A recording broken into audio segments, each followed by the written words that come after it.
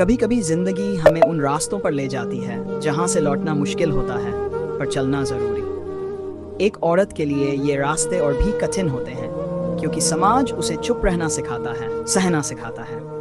पर यह कहानी है एक ऐसी औरत की जिसने सहा भी और फिर सीना तानकर समाज से लड़ा भी। गांव के एक छोटे से कोने में राधा नाम की स्त्री रहती थी। उम्र मात्र 86, पर चेहरा ऐसा जैसे जमाने भर का दुख ओढ़ रखा हो। सुबह 4 बजे उठकर खेतों में काम करना, बच्चों का पेट पालना और ससुराल की गालियां सुनना, यही उसकी रोज की जिंदगी थी। राधा को पढ़ाई का बहुत शौक था, पर जब वो 13 की हुई, बाबूजी ने उसकी शादी कर दी। भाग्य का लिखा कोई नहीं बदल सकता, ये कहते हुए। पति राजू शराबी था, बेरोजगार और क्रूर। राधा ने कभी शिकायत नहीं की, क्योंकि माँ ने सिखाया था औरत का धर्म सहना होता है। एक दिन गांव में एक नई स्कूल टीचर आई, सुश्री अंजलि लिखी, आत्मनिर्भर और सशक्त। राधा को देखकर उन्होंने कहा, तुम में बहुत कुछ है, बस खुद को पहचानो। राधा ने हंसकर कहा, हमारे नसीब में तो चूल्हा चौका ही लिखा है दीदी। पर अंजलि ने हार नहीं मानी। वो राधा को हर शाम पढ़ाना शुरू करने लगी। धीरे धीरे राधा ने पढ़ना लिखना सीख लिया। उसे पहली बार एहसास हुआ कि जिंदगी में सिर्फ दुख ही नहीं, कुछ और भी हो सकता है। राजू को जब राधा के बदलने की भनक लगी, वो और हिंसक हो गया। एक रात उसने राधा को बुरी तरह पीटा और कहा, घर की औरतें किताबें नहीं पढ़ती, वो बस मेरे पैर दबाती हैं। राधा के अंदर कुछ टूट गया और कुछ नया जन्म भी लिया। उसने चुप रहना छोड़ दिया। उसने पंचायत में राजू के खिलाफ आवाज उठाई। पहले लोग हंसे, फिर राधा के आंसुओं ने उन्हें चुप करवा दिया। अंजलि की मदद से राधा ने सिलाई का काम शुरू किया। धीरे धीरे उसका छोटा सा व्यवसाय चल निकला।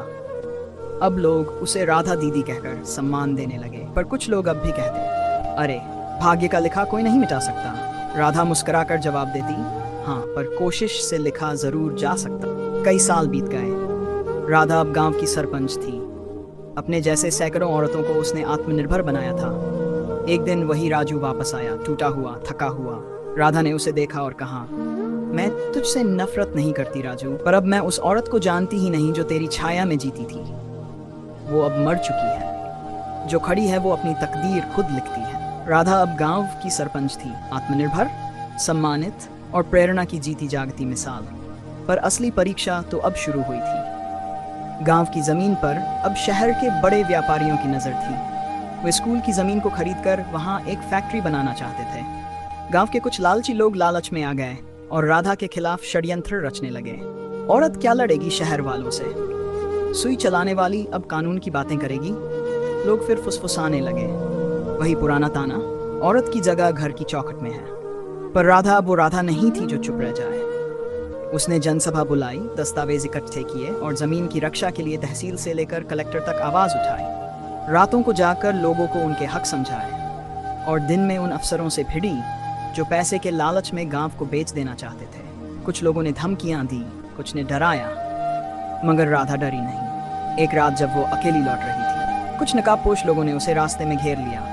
उसका रास्ता रोकने की कोशिश की, मगर राधा ने आंखों में आंखें डालकर कहा, जिस औरत ने अपने दर्द से लड़ाई जीती है, उसे डराकर तुम क्या जीत लोगे। उस रात उसने न सिर्फ अपनी इज्जत बचाई, बल्कि अपनी बहादुरी से गांव की बेटियों को यह दिखाया कि डर के साए में जीने का समय अब बीत चुका है। अगले दिन अखबारों में छपी थी हेडलाइन, गांव की सरपंच ने रोका करोड़ों का घोटाला, महिला शक्ति की मिसाल बनी राधा। गांव की वो चुप रहने वाली राधा अब पूरे जिले की पहचान बन चुकी। राधा की बहादुरी अब सिर्फ गांव तक सीमित नहीं रही थी। जिला मुख्यालय से लेकर राज्य तक उसके नाम की चर्चा होने लगी थी। टीवी चैनलों पर इंटरव्यू, अखबारों में तस्वीरें। एक साधारण औरत की असाधारण लड़ाई सबको प्रेरित कर रही थी। एक दिन एक बड़ी सामाजिक संस्था से फोन आया। उन्होंने राधा को दिल्ली बुलाया, महिला नेतृत्व सम्मेलन में भाषण देने के लिए। गांव की वही लड़की जो कभी कग में अटक जाती थी, अब संसद भवन के मंच पर खड़ी थी। उसने साड़ी पहनी थी, बाल हल्के से बंधे थे, आंखों में आत्मविश्वास था और होंठों पर एक सच्ची मुस्कान। मंच पर माइक के सामने खड़ी राधा ने कहा, मैं नेता नहीं, बस एक औरत हूँ जो सालों तक चुप रही। पर जब हक की बात आई तो मेरी चुप्पी ने आवाज बनकर दुनिया को झकझोर दिया। मैं उन सब महिलाओं से कहना चाहती हूँ जो अभी भी सह रही हैं कि अगर मैं बोल सकती हूँ तो आप भी बोल सकती हैं, क्योंकि तकदीर की लकीरें कुदरत लिखती है, मगर उन्हें बदलने का हौसला औरत के सीने में होता है। पूरा हॉल तालियों से गूंज उठा, कैमरे चमक उठे।